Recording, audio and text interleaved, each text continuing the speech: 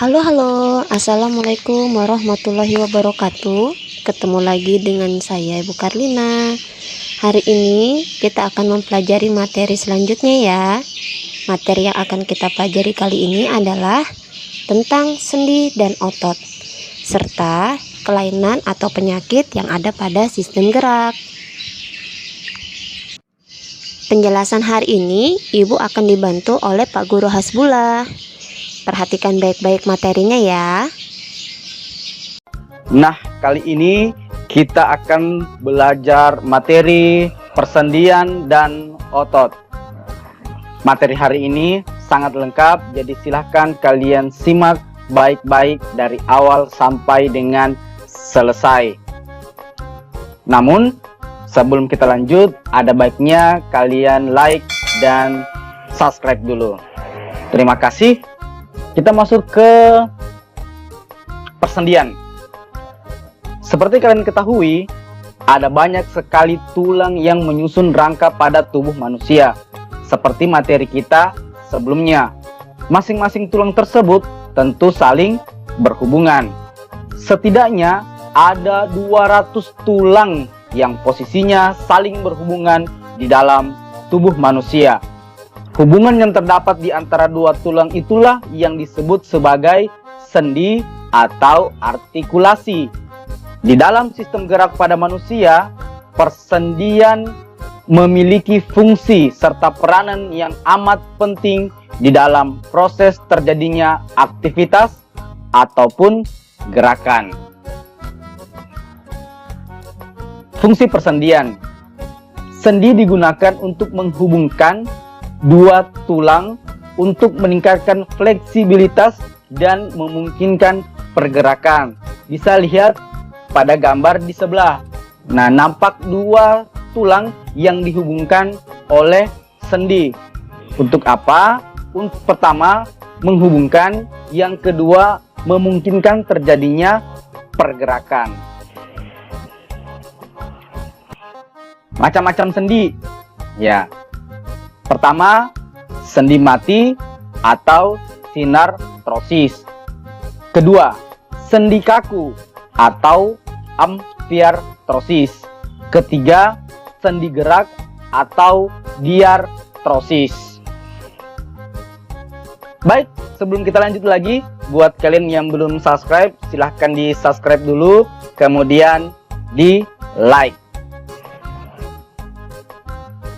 Nah, macam-macam sendi. Pertama, sendi mati atau sinartrosis. Sendi yang tidak mempunyai celah sendi sehingga tidak mungkin terjadi pergerakan pada sendi tersebut. Contoh sendi mati adalah sendi-sendi yang menghubungkan antar tulang pada bagian tengkorak.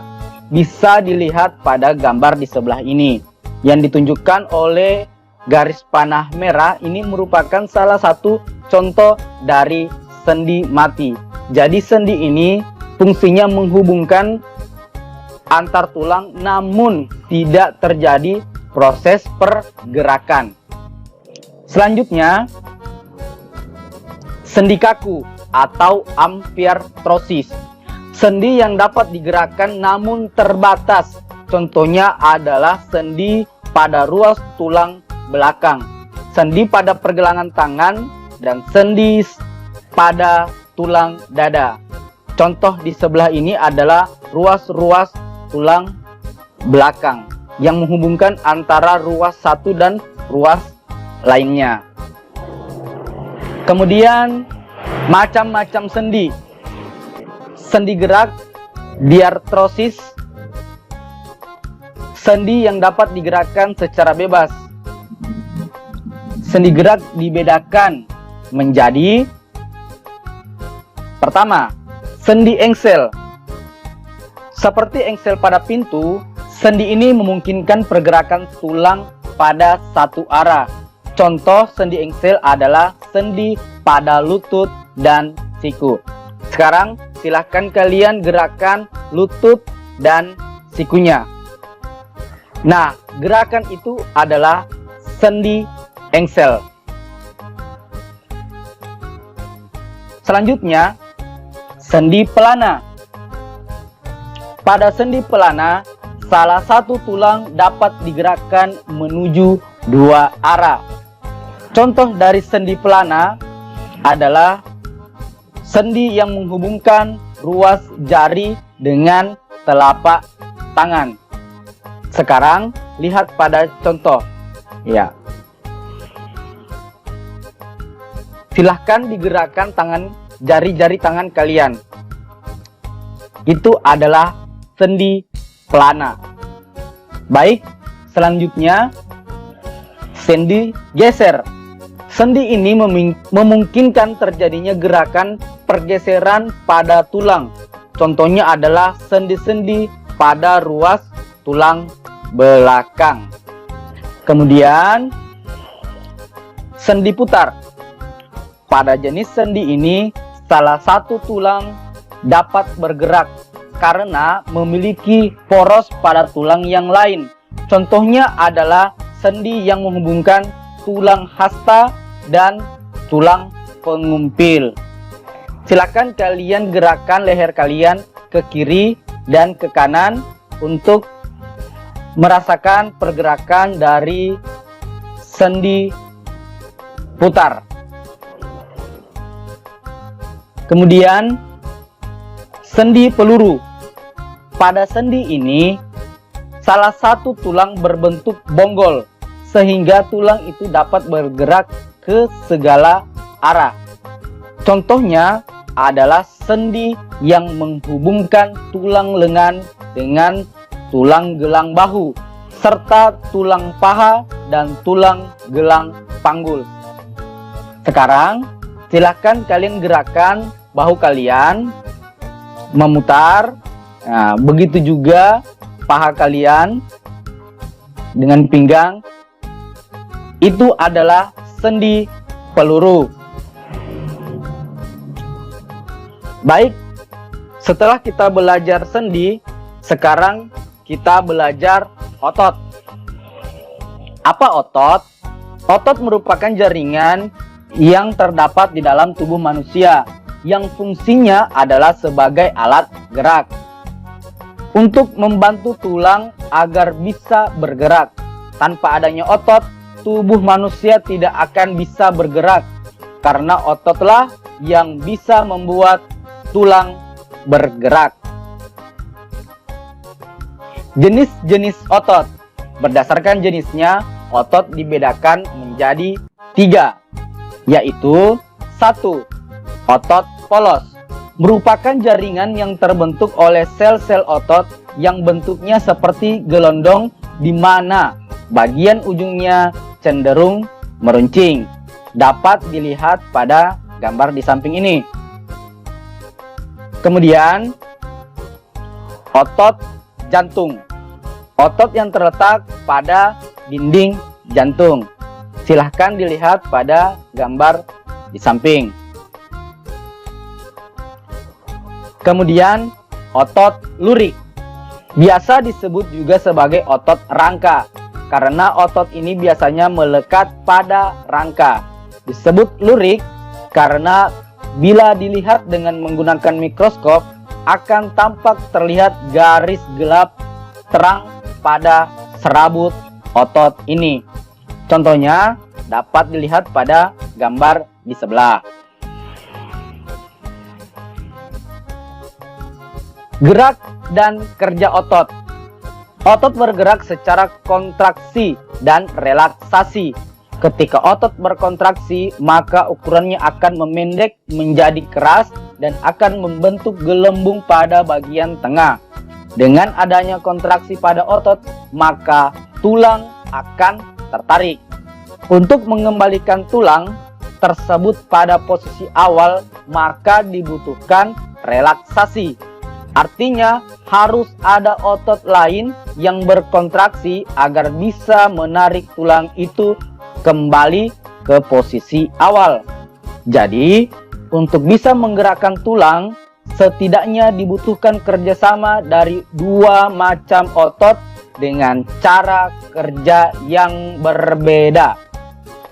Dengan berdasarkan kepada cara kerjanya tadi, maka otot dapat dibedakan menjadi dua jenis, yaitu otot sinergis dan otot antagonis. Seperti apakah otot sinergis dan otot antagonis? Mari kita lihat bersama-sama. Gerak sinergis merupakan gerak selaras dari dua otot atau lebih. Pada gerak sinergis, otot-otot tersebut akan berkontraksi dan berelaksasi secara bersamaan. Contohnya adalah gerakan pada otot punggung dan leher. Kemudian, gerak antagonis. Gerak berlawanan antara dua atau lebih otot untuk menggerakkan pada suatu bagian tubuh. Contohnya adalah ketika lengan bawah terangkat, maka otot bisep akan berelaksasi, sementara otot trisep melakukan relaksasi. Contohnya dapat dilihat pada gambar di sebelah. Nah, ternyata otot dapat mengalami kelainan. Berikut adalah beberapa contoh kelainan yang dapat terjadi pada otot manusia. Pertama, tetanus. Kelainan pada otot yang disebabkan oleh infeksi bakteri sehingga kondisi otot terus menegang. Penyebab utama dari tetanus adalah infeksi bakteri Clostridium tetani. Spora dan bakteri tersebut dapat berkembang biak hampir di mana saja, terutama di tanah, debu, dan kotoran binatang. Apabila seseorang memiliki luka terbuka, spora bakteri berpotensi masuk ke dalam luka tersebut. Selanjutnya, atrofi. Kondisi otot yang mengecil biasanya beriringan dengan adanya infeksi virus polio. Karena tidak digerakkan, maka otot akan menyusut dan mengecil. Atrofi otot adalah kondisi di mana terjadi penurunan massa otot. Hal ini biasanya akibat dari cedera atau adanya suatu penyakit, sehingga bagian tubuh tertentu tidak digerakkan dalam jangka waktu yang cukup lama. Selanjutnya adalah kram. Kejang otot dikarenakan aktivitas otot berlebih biasanya terjadi pada atlet olahraga.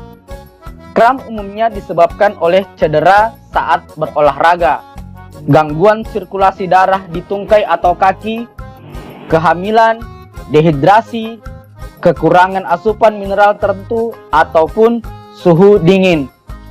Nah, pernahkah anak-anak sekalian merasakan kram pada kaki saat duduk lama? Selanjutnya, terkilir. Kelainan otot karena terjadinya kesalahan pada gerak otot sinergis yang bekerja justru berlawanan arah. Penyebab utama dari terkilir umumnya adalah terjatuh, terpleset, kecelakaan, atau mengalami trauma pada sendi. Gerakan-gerakan tersebut menyebabkan sendi pergelangan kaki bergerak melebihi jangkauan normalnya. Kondisi inilah yang mengakibatkan ligamen merenggang atau robek. Nah, terima kasih atas perhatian. Bagaimana pemaparan dari Pak Guru Hasbullah? Menarik bukan? Jadi sekarang kita lebih tahu tentang sendi, otot, dan juga beberapa kelainan pada sistem gerak. Jangan lupa like dan subscribe ya. Tetap semangat belajar, jaga kesehatan, patuhi protokol kesehatan, dan jaga jarak. Jangan lupa cuci tangan. Dah, sampai jumpa pertemuan pada pembelajaran yang berikutnya. Sehat. Wassalamualaikum warahmatullahi wabarakatuh.